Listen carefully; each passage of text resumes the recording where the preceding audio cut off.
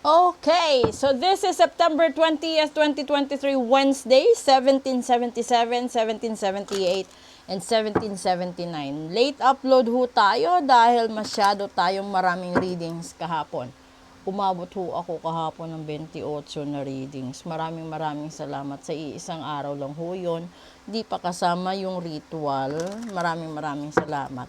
At sa nagpabook pa po ng mga readings nila, message lang po kayo at doon sa nakaschedule, after lunch, proceed ho tayong lahat.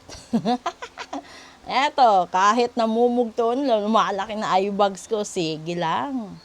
Basta makaano tayo, makatawag nito makapatulong tayo sa pagbibigay ng mga hula sa buhay ng tao at bawat isa.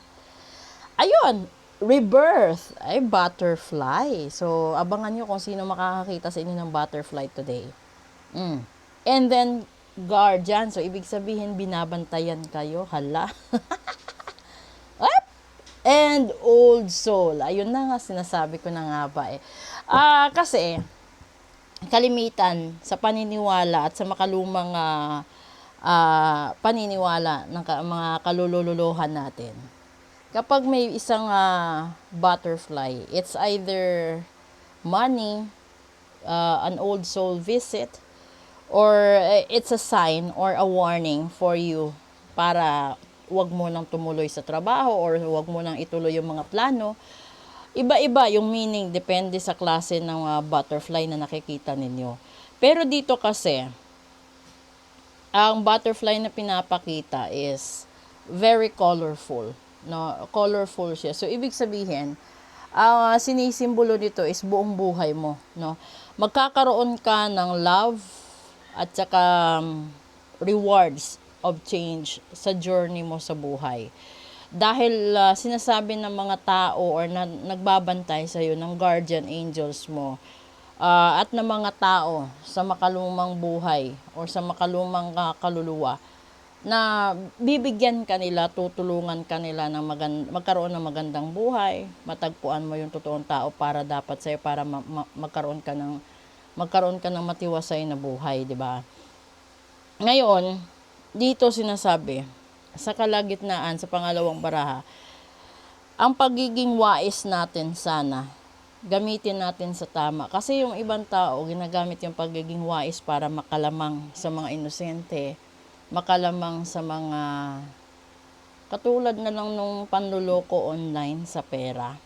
No? Panluloko sa mga tao, sa mga senior citizen, sa mga taong hindi ganon ka-expose sa social media transactions. Kawawa sila, di ba? Pero wag niyong kaliligtaan, merong nakabantay, no? Na ito yung isang kaluluwa na naka-assign para bigyan kayo ng sapat na parusa kung ano man yung mga pagkakamaling nagawa ninyo sa kapwa ninyo. So, ito, magkakaroon siya ng pag-asa, magkakaroon ng magandang buhay. Pero kapag ikaw naman ay nanloko dito, yung dulo mo is karma, no? Kasi may nakabantay. Every one of us may angels, 'di ba?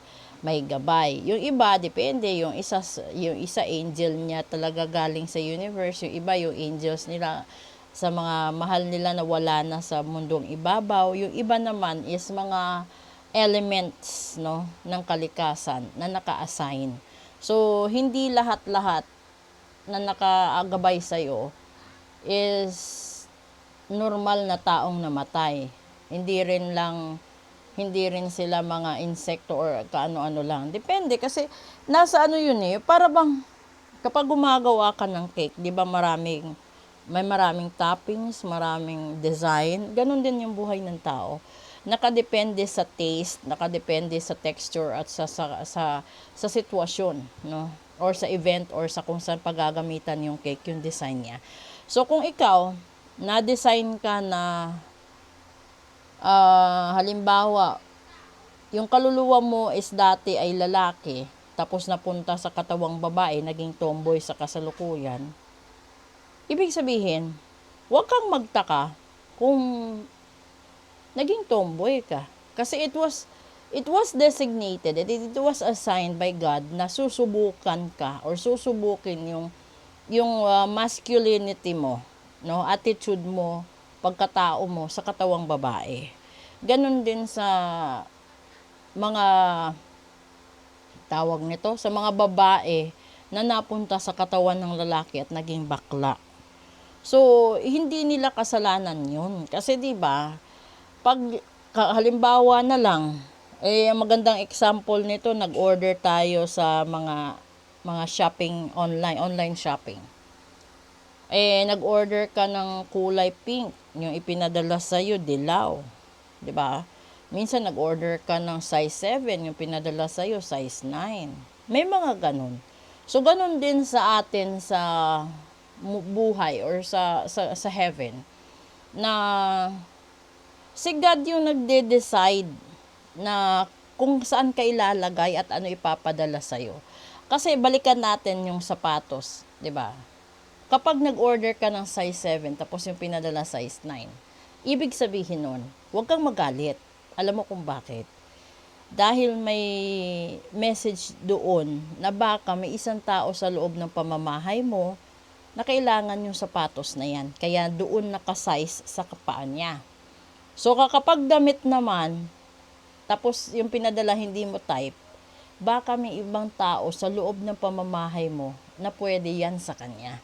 Kaya ganun din sa atin sa buhay, no? Kapag nakakita ka halimbawa ng bakla, kapag nakakita ka ng tomboy, hindi sila lahat masama. Katulad din ng straight. Yung straight kasi may masama, may hindi din. Pero hindi rin sila gatasan, no? Katulad ng foreigner na hindi rin sila solusyon sa mga problema nating sa buhay. Kasi kalimitan, yung nabibiktima lagi kapag galing tayo sa mahirap, it's either pumatol ka sa bakla, pumatol ka sa tomboy na mayaman para ibigay sa iyo lahat. Tapos mabuhay lahat ng pamilya mo, 'di ba? Ganon din sa AFAM, na yung ginagawa mo is naghahanap ka ng AFAM kahit may nagmamahal sa iyo ng tapat at totoo, pero hindi siya ganon kayaman, pero mahal ka. Pero tapat siya, 'di ba? Tapos doon ka sa AFAM, na kapag nagkaroon ka ng AFAM, di mo alam, sinasaktan ka, sinasabunutan ka, no? Ando doon yung kastigo general. May mga ganun eh. So, yung gagawin mo, tanggapin mo kung ano yung ibinigay sa'yo. Magustuhan mo man yan o hindi, tanggapin mo. Ganun ang problema eh. So, yung problema, may problemang maliit, may problemang malaki, may problemang mahirap, may problemang madali. Tanggapin mo, harapin mo, solusyonan mo. Hindi naman sinabi ni God na tapusin mo yan in 24 hours. Hindi. It's up to you on how to resolve and how fast you can cope up with the problems that was assigned and given unto you. Yun yung buhay. Ganun yung test. Ganun magbigay ng test ang Diyos.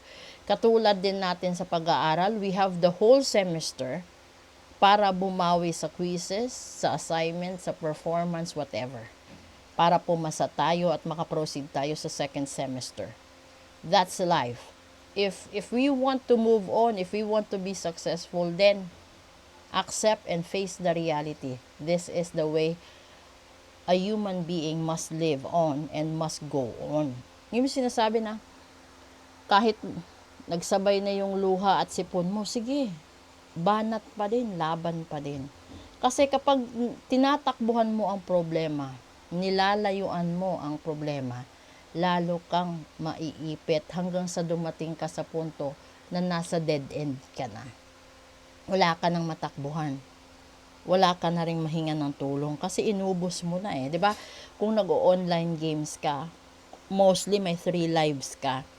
Kapag matuubos mo yung 3 chances na yon, bibili ka, magka-cash out ka. Ganun din ang buhay. Huwag kang sigurista. Dahil lahat tayo may tatlong chance lang. Kung gusto mo ng pang-4, pang-5, you have to take the risk. Hindi ibig sabihin na sasabihin mo, sige, bibili ako nito pero kailangan kong manalo. Ganun ba sa loto? Di ba hindi? Kasi hindi mo malalaman kung anong bola aakyat doon sa result. So you have to take risk. Kung bibili ka ng 100 ticket, then go. Pero walang assurance na sa may 100 na yun, lalabas isa na mananalo. Wala. Ganun din sa ritual. walang kasiguraduhan. Pero kapag matapang ka,